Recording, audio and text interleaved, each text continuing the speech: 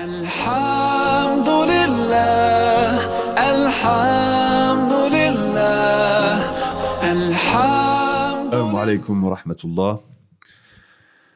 Et si je vous disais que cette nouvelle année, c'était la dernière qu'on avait à passer? Je suis sûr que beaucoup d'entre nous, pour ne pas dire la totalité, repenseraient sa vie. On repenserait les choses différemment et peut-être qu'on prendrait des résolutions concrètes. Alors à chaque fois qu'il y a une nouvelle année, on l'a vu en janvier dernier, on a des messages, des vidéos, beaucoup de publications qui viennent, aussi des gens qui nous parlent et qui nous demandent quelles sont tes résolutions ou qui nous suggèrent voici 5 bonnes résolutions à prendre, voici 10 bonnes résolutions, etc. Alors, pourquoi est-ce que je pose cette question? Si on se disait que c'était notre dernière année, certes, c'est un début d'année islamique, mais ça peut être notre dernière année. Pourquoi est-ce qu'on pose cette question?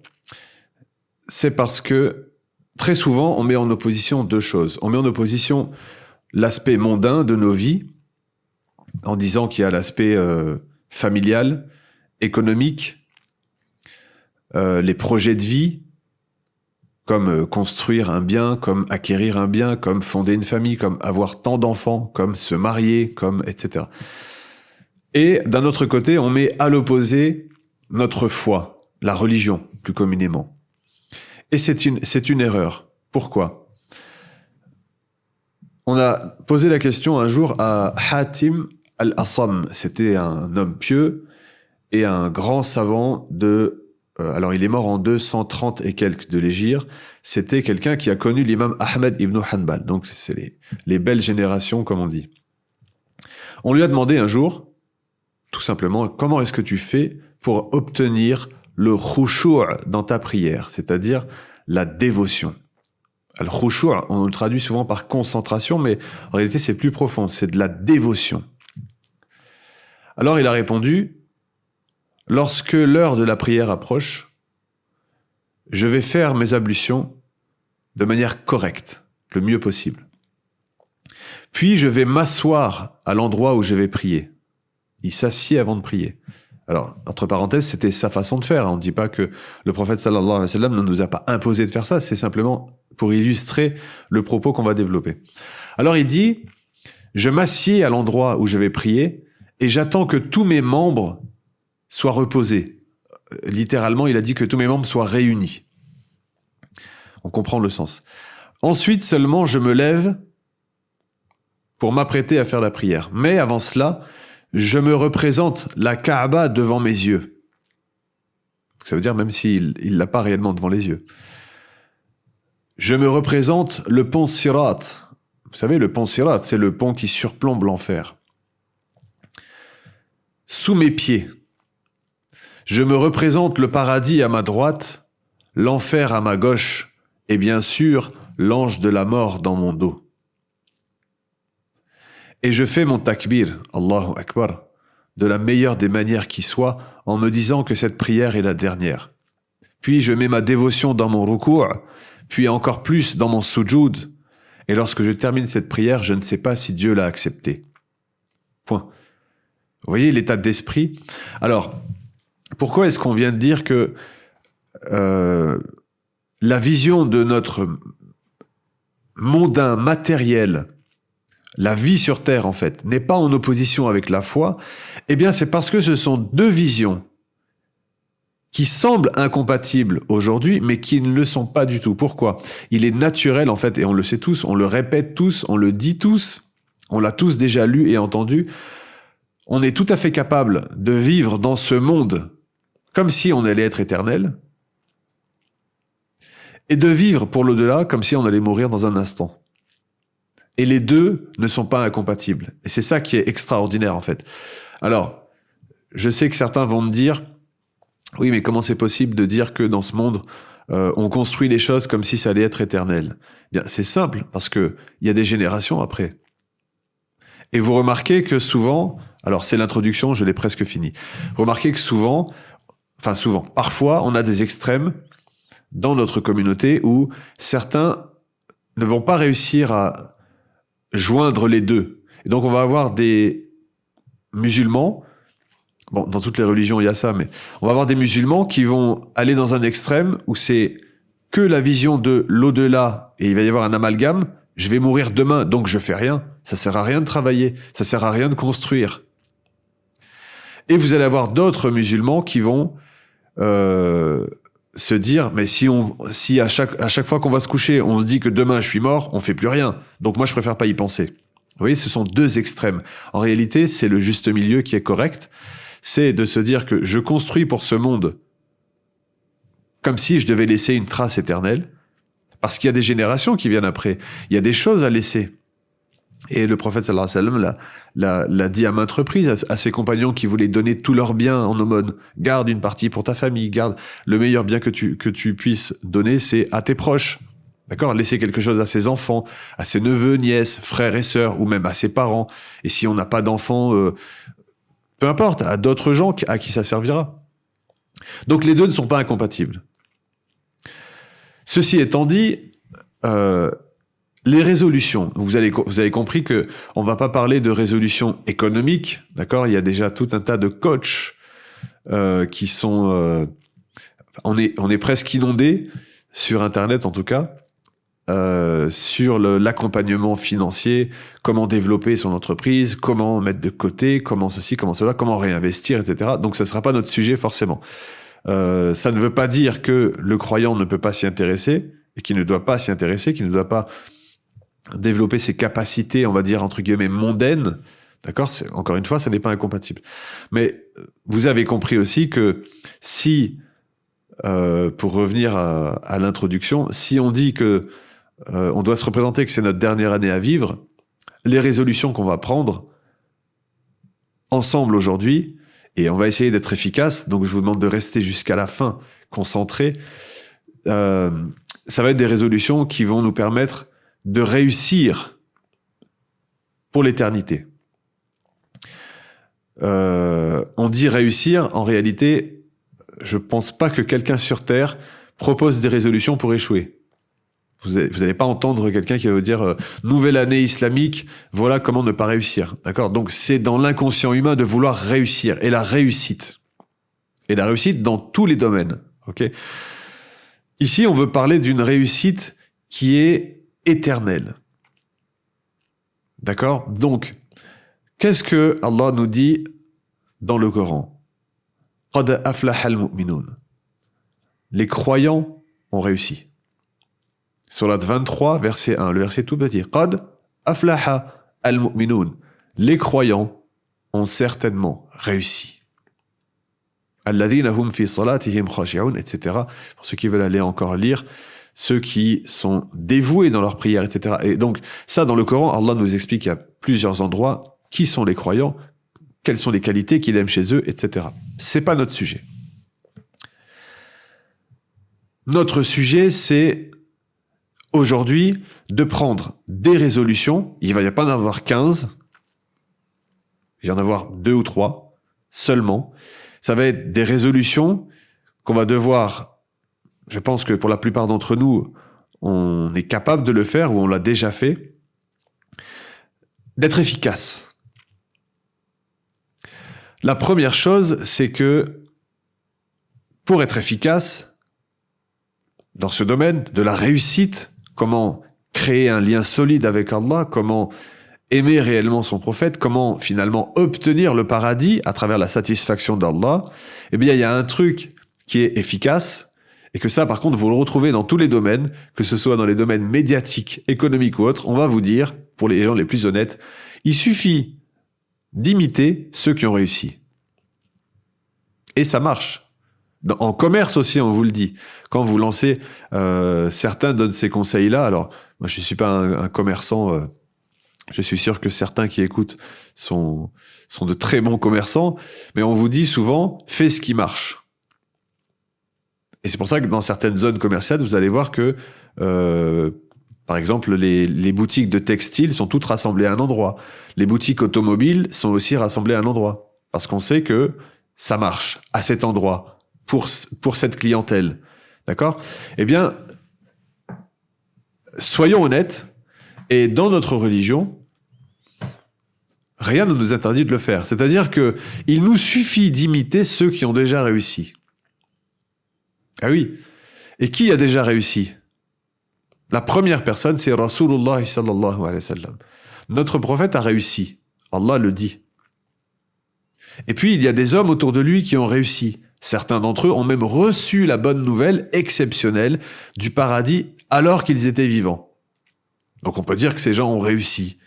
Et donc, il va suffire d'analyser un petit peu leur vie, leur état d'esprit. Pour ce qui est du lien avec Allah, vous avez compris qu'on parle de ça ici. Et de faire comme eux. D'essayer de les comprendre et de les imiter. D'accord? On ne dit pas de les imiter, entre guillemets, bêtement, sans réfléchir. On a le droit de réfléchir, on a le droit de chercher à comprendre. On a le droit de donner un but aussi à cette imitation. Mais en fait, c'est aussi simple que ça. Alors, quand on regarde dans les textes, par exemple, notre prophète, sallallahu alayhi wa sallam, que la paix soit sur lui, il dit, d'après Malik ibn Anas, radiyallahu anhu, ce fameux compagnon, « Taraktu fikum amrayn. Lan tadillu ma tamassaktum bihima. Kitab Allah wa sunnata nabiyyihi sallallahu alayhi wa sallam. » Alors, c'est rapporté par Malik, At-Tirmidhi, Muslim, etc. Vous avez compris que la chaîne de ce hadith était authentique. Qu'est-ce que le prophète, sallallahu alayhi wa sallam, dit? Je vous ai laissé, regardez l'efficacité. Comment arrêter de perdre son temps? Et on va y revenir sur la perte de temps, évidemment, parce que c'est bien beau de dire aux autres comment faire, mais il faut aussi savoir analyser les problématiques pour les résoudre. On va y revenir, ce sera juste après. Alors, le prophète, sallallahu alayhi wa sallam, nous dit, je vous ai laissé 2 choses. C'est simple, 2 choses. On n'est même pas à 10 résolutions, là. 2 choses. Vous ne vous égarerez jamais. Lan tadillu en arabe, lan c'est jamais. Donc c'est même pas vous vous égarerez pas. Vous ne vous égarerez jamais, jamais, tant que vous vous y cramponnerez fermement. C'est-à-dire tant qu'on va s'y attacher fermement. Quelles sont ces 2 choses? Le livre d'Allah, le Coran, et la sunna de son prophète. Alors, c'est quoi la sunna de son prophète? Sunna égale hadith. Les hadiths qui sont ces textes rapportés du prophète sallallahu alayhi wa sallam, ça peut être des propos qu'il a eus, des actions qu'il a faites, etc. La sunna, c'est ça. Alors, c'est ça. Dans notre contexte, parce que le mot sunna, on peut le traduire par tradition, on peut le traduire par plein de choses, etc. On rentre pas dedans ici. La sunna, ce que je veux dire, c'est que la sunna du prophète, le message du prophète, on y a accès uniquement par les hadiths. Le Coran, et c'est pour ça que le prophète sallallahu alayhi wa sallam nous dit, c'est le livre d'Allah, mais aussi la tradition de son prophète. Parce que dans le livre d'Allah, c'est que la parole d'Allah, c'est pas, le prophète sallallahu alayhi wa sallam ne parle pas dans le Coran. C'est uniquement la parole de Dieu. Et c'est pour ça que, petite parenthèse, vous allez me dire, oui, mais pourquoi il dit ça, lui, il n'a pas besoin de le dire, on le sait tous, oui, mais j'ai l'impression qu'aujourd'hui, c'est quand même bon de le rappeler. Une petite parenthèse. Le livre d'Allah, c'est la parole de Dieu. Allah a envoyé un prophète pour illustrer sa parole, pour la rendre vivante à travers un humain, nous montrer comment faire. Donc les 2 sont indissociables. Ok. Ceci étant dit, je referme la parenthèse. 2 choses, tant que vous vous y attacherez fermement, vous ne vous égarerez pas.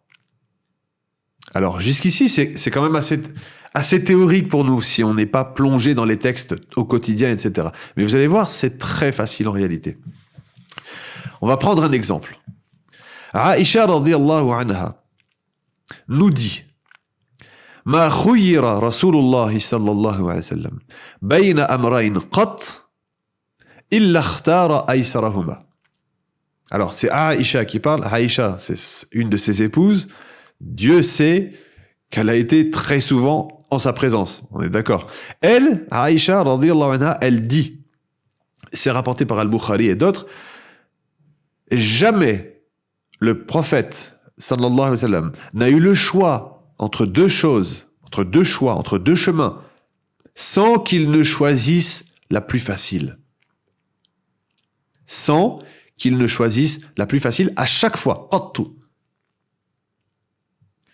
Ma lam yakun ithman, etc. Tant que ça n'était pas une mauvaise action, évidemment. Qu'est-ce que ça veut dire? Vous voyez, ça, c'est une clé. Et cette clé-là, on la trouve dans les hadiths.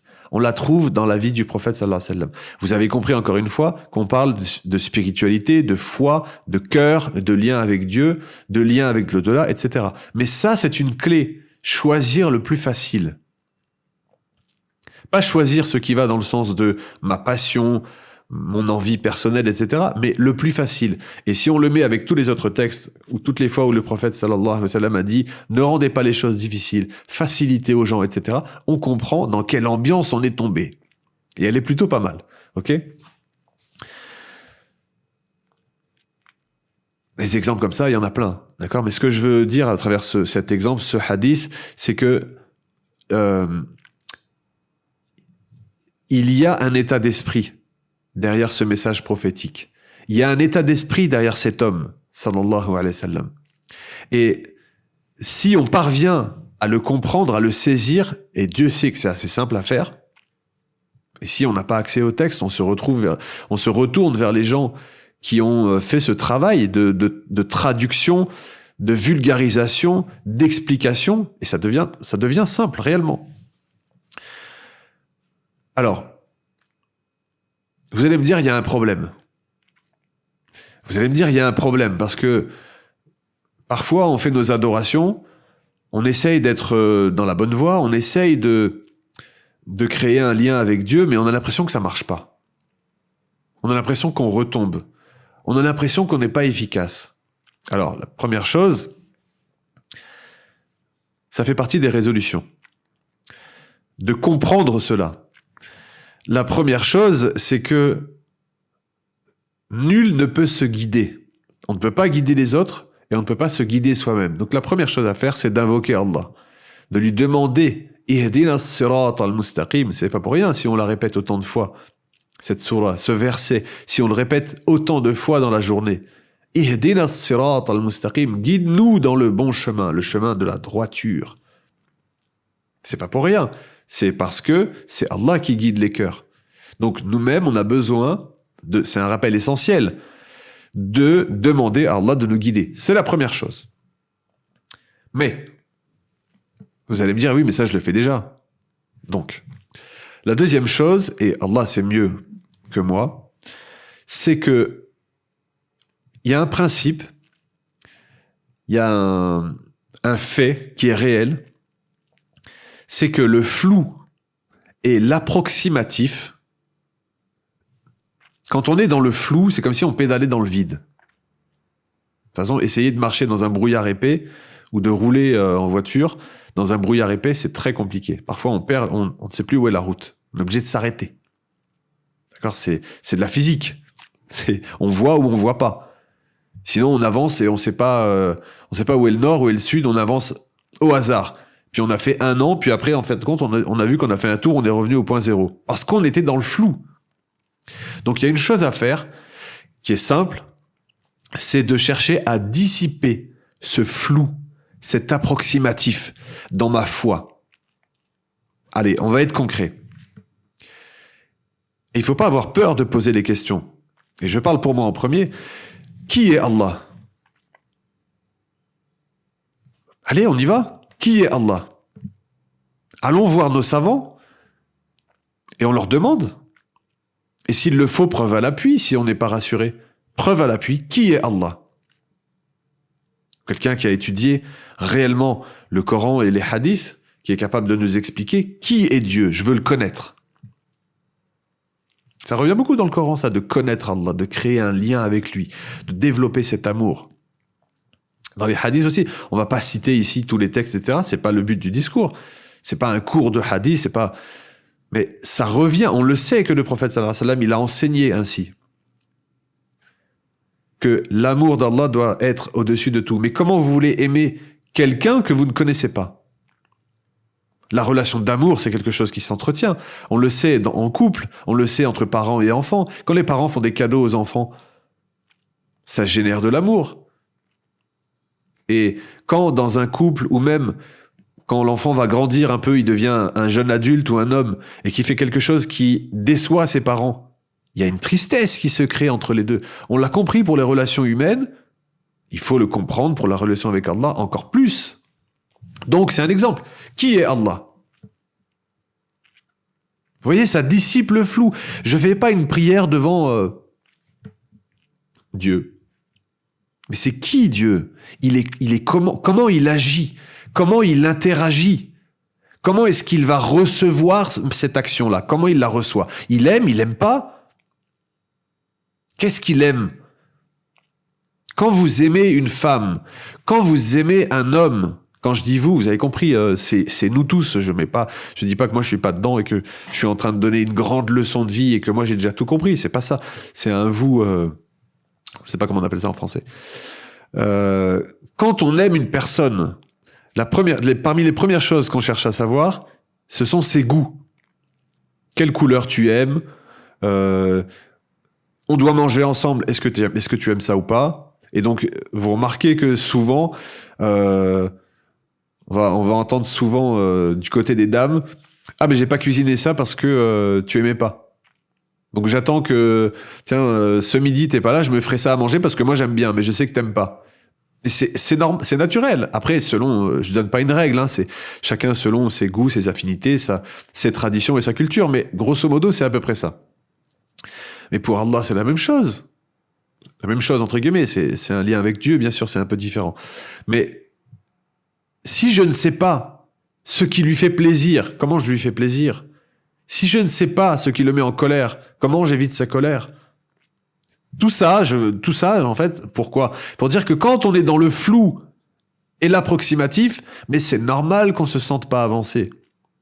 C'est naturel. On n'est pas bizarre, en fait. On n'est pas moins bien qu'un autre. C'est juste qu'on a oublié, en fait, que la science, c'est ça la science. C'est dissiper ce flou. C'est la connaissance, c'est le meilleur moyen de dissiper l'ignorance, ignorer quelque chose. Ok, bon. Ça, c'est une chose. Donc, je reviens rapidement. On est obligé de donner plusieurs exemples, etc. Mais vous avez compris que finalement, c'est très simple. Le prophète sallallahu alayhi wa sallam nous dit que la clé pour notre foi se trouve dans nos textes. Et c'est quand même assez miraculeux, j'ouvre une parenthèse, c'est assez miraculeux si on réfléchit 2 minutes à comment le Coran est venu jusqu'à nous. C'est miraculeux de savoir qu'il a été protégé à ce point. Alors c'est une matière à part entière, mais encore une fois, on peut se tourner vers les savants si on s'intéresse à ce sujet. C'est incroyable. Et alors, que dire du hadith ? La codification du hadith, c'est une science à part entière. Elle est vertigineuse. C'est miraculeux. Ça n'existe dans aucune autre religion.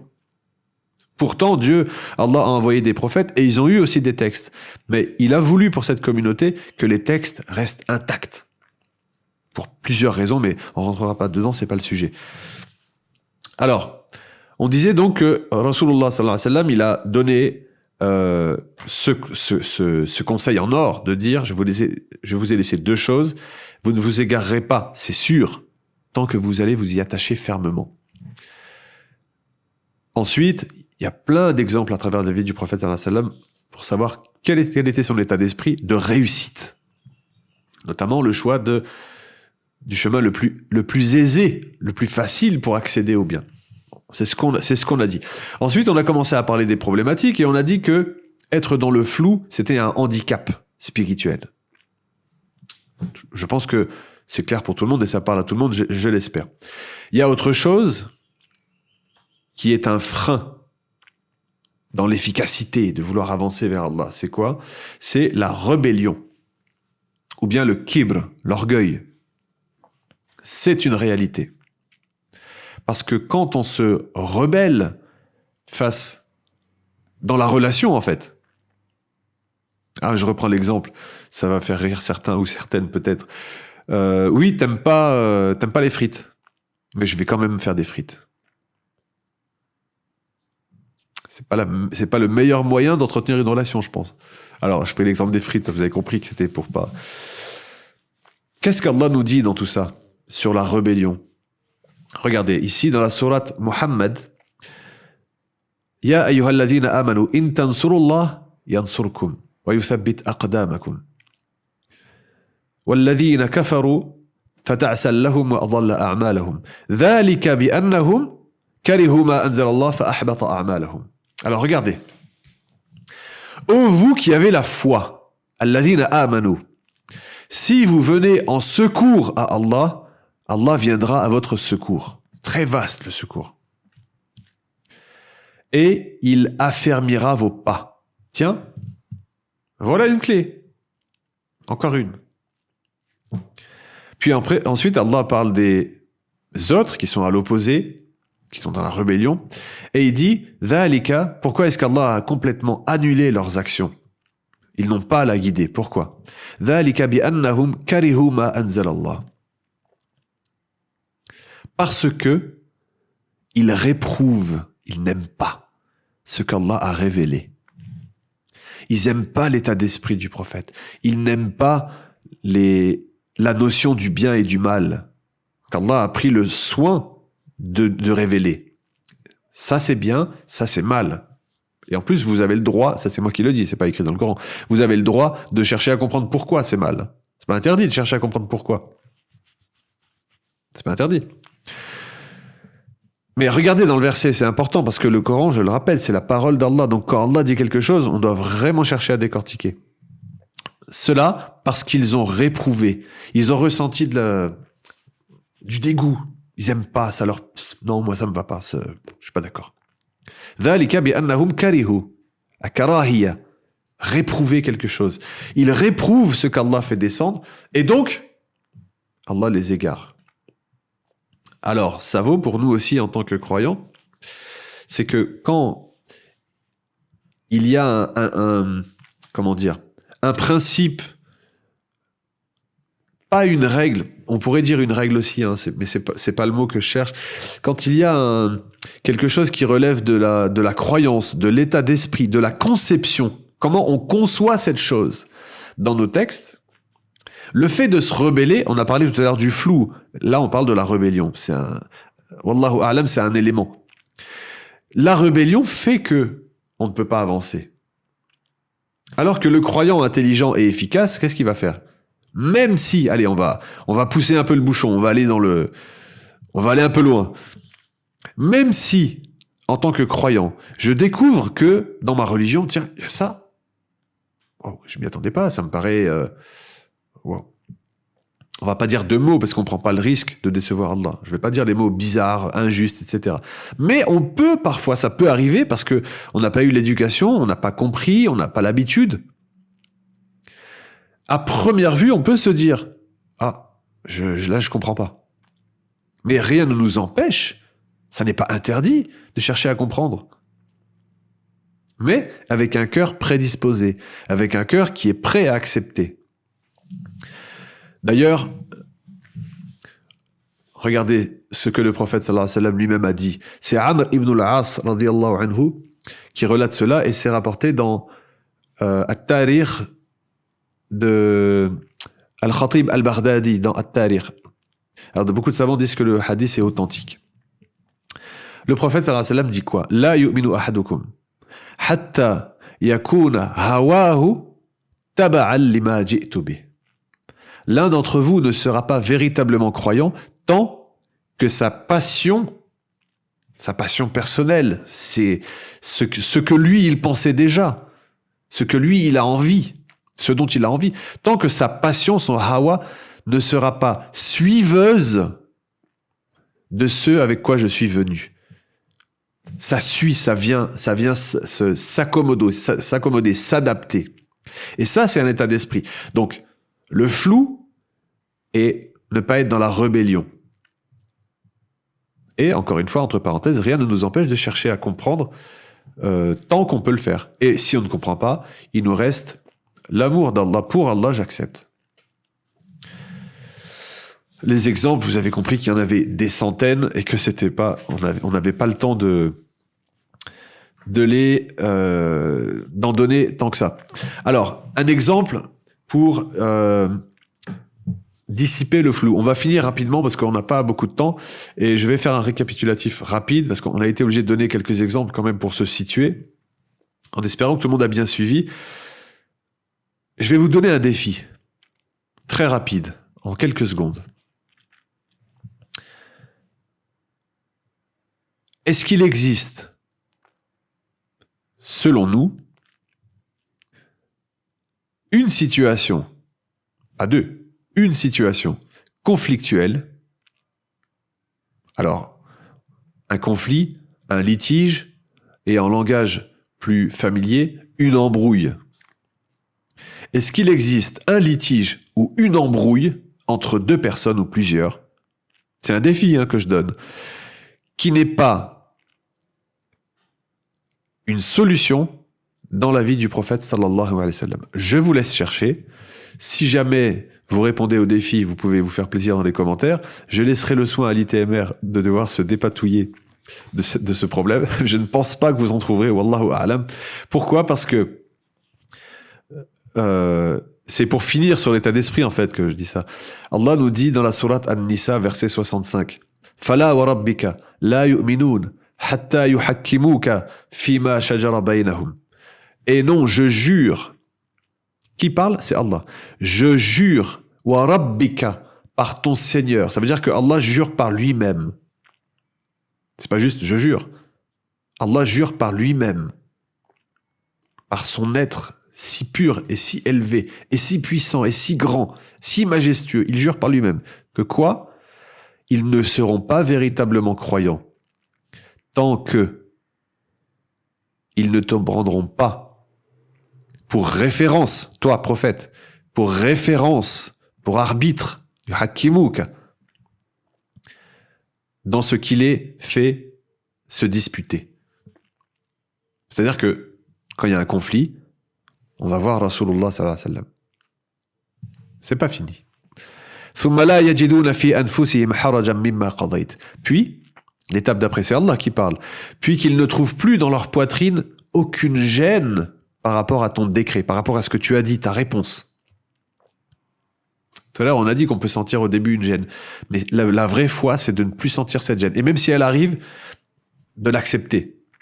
C'est-à-dire, en fait, j'étais là-dedans, je croyais ça, mais en fait, oui, il y a une autre façon de voir les choses aussi.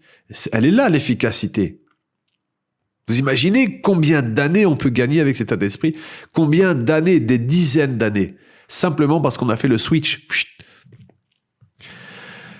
وَيُسَلِّمُوا تَسْلِيمًا. Et Allah finit le verset en disant « et qu'ils se soumettent pleinement, qu'ils acceptent pleinement ». C'est ça le vrai croyant. Combien de disputes, combien de querelles, combien de guerres, combien de familles déchirées, combien de voisins qui ne se supportent plus depuis des années, combien de gens qui restent enfermés chez eux parce que dehors ça va pas, combien le relationnel est démoli parfois, alors que on a la solution sous les yeux. Imaginez un monde dans lequel, allez, vous allez dire, il est un peu prétentieux celui-là. Imaginez une communauté dans laquelle, chaque fois qu'il y a un litige, parce que le litige est inévitable. C'est comme dire, on va former un couple, on se disputera jamais. C'est bien d'espérer, mais la dispute fait partie du couple. Quand je dis dispute, attention, ça veut pas dire se jeter des casseroles et se manquer de respect. La dispute, c'est-à-dire le désaccord. Être en désaccord avec quelqu'un, c'est normal. Parce que, pour plein de raisons, c'est pas le sujet, je suis désolé. Combien de disputes on aurait pu éviter?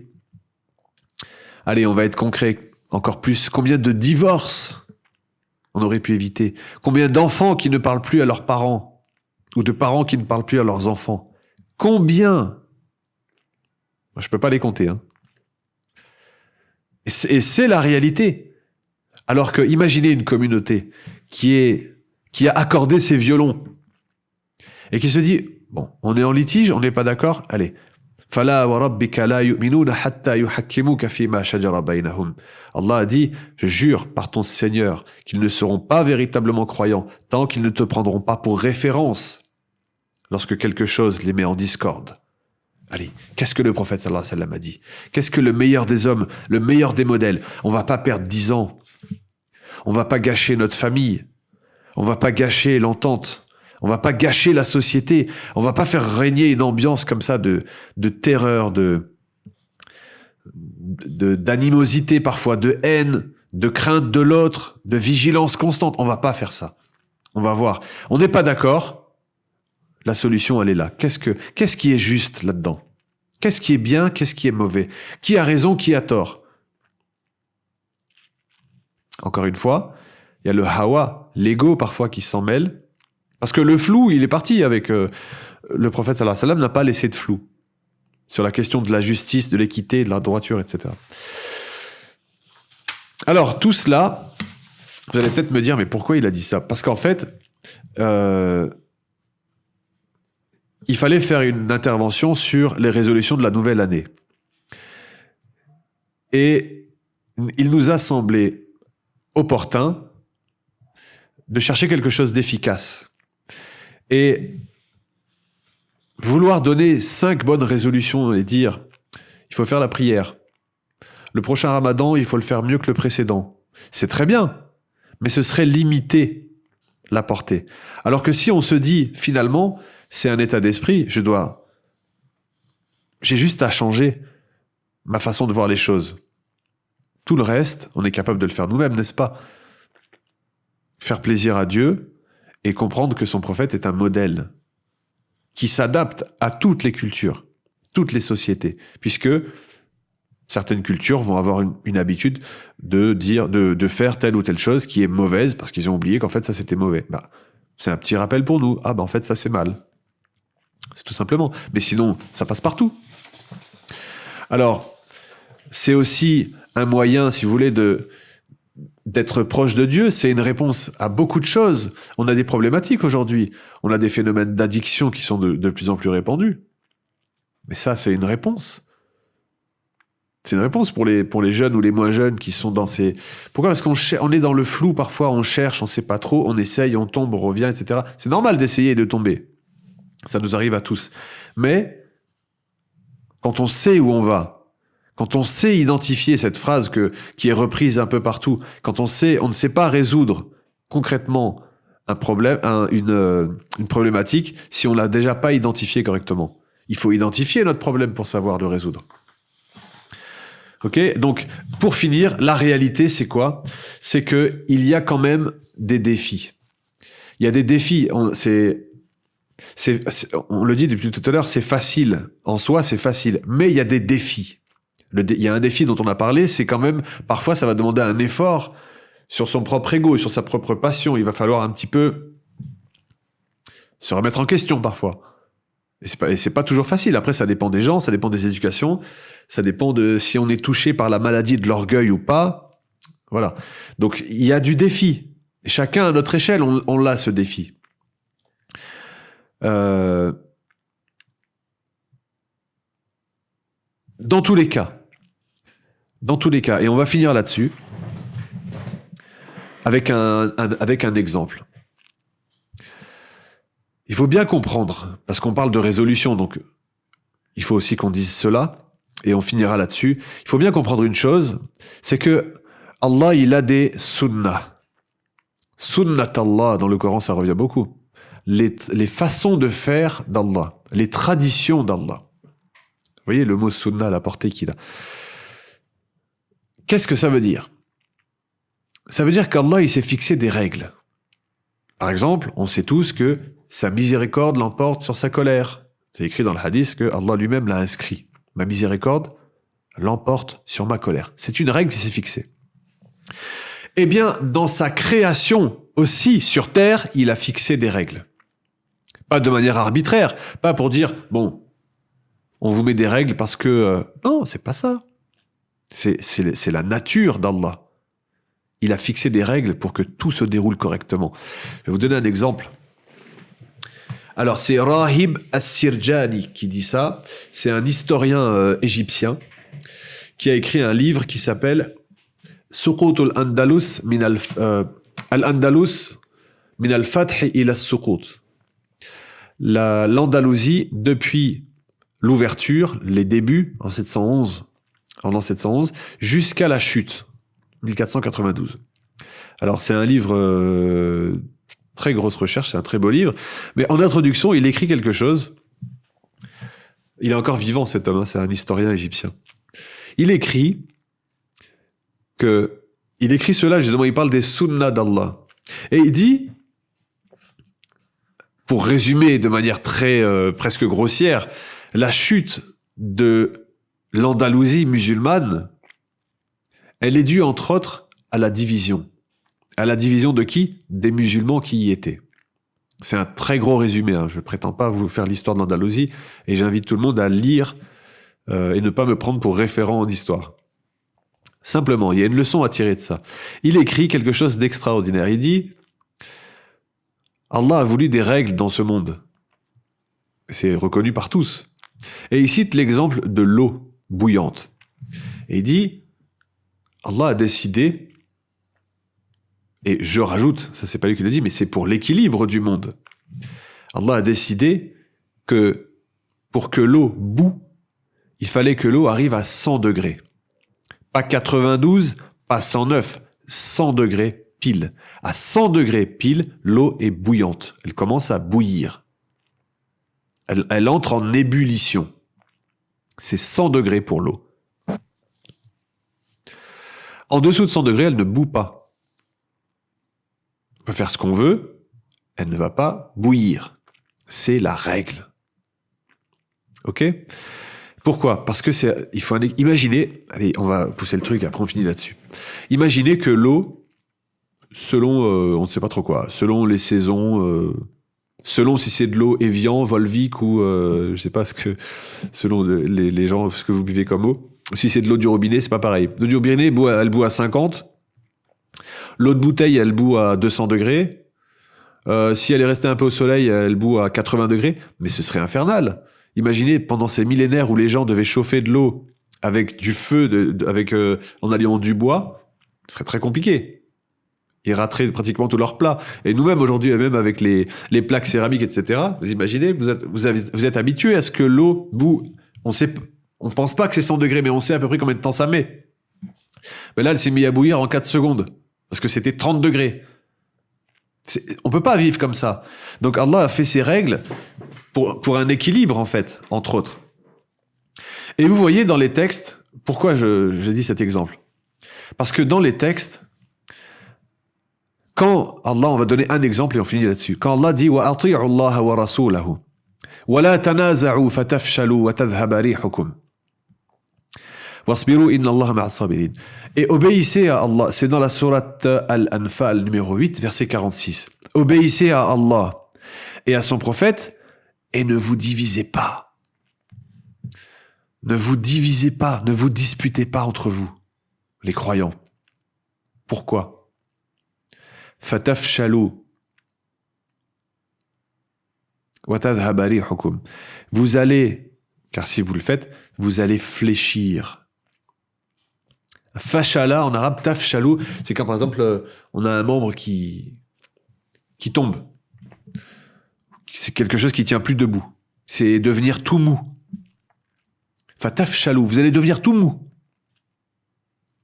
Wa tadhhaba rihukum, et vous perdrez toute votre force. Patientez, Allah est avec les patients. Ça, c'est une règle. Et l'histoire de l'Andalousie en est un exemple. Si vous vous divisez, vous allez fléchir et vous perdrez votre cohésion et votre force. C'est une règle. C'est une règle. Et c'est un défi de notre communauté. Peut-être qu'il serait bon de prévoir une intervention là-dessus ou de faire des recherches un peu plus approfondies. C'est une règle. Et vous voyez, tout ça pour dire, j'ai donné juste des exemples, je ne dis pas que ça c'est... Mais tout ça pour dire que on recherche la réussite, l'efficacité, elle est sous nos yeux. Il suffit juste de se dire « Ah ben je vais m'y conformer ». Le bien fondé de mes textes, il est plus approuvé. Il suffit de se dire ça en fait, et de chercher. Alors on peut pas tout savoir. On peut pas tout savoir. On n'est pas tous des grands érudits qui ont passé leur vie à étudier les textes. Donc on peut pas tout savoir. Mais quand on ne sait pas, on pose la question. Et si ça va encore plus loin que je ne sais pas, ça rentre dans un litige, on cherche à le régler avec vérité. On cherche la véracité et pas à avoir raison. Alors, juste pour dire que quand on a compris à peu près tout ça, on a un objectif clair dans notre foi, c'est d'atteindre l'amour d'Allah et d'aimer suffisamment et toujours plus son prophète. Et si on réussit ça, on a réussi. Voilà, c'est aussi simple que ça. Wallahu a'lam. Je vous souhaite à tous une très bonne année islamique et que Dieu nous permette de parvenir avec facilité à cet objectif. Wassalamu alaikum wa rahmatullahi wa barakatuh. Alhamdulillah.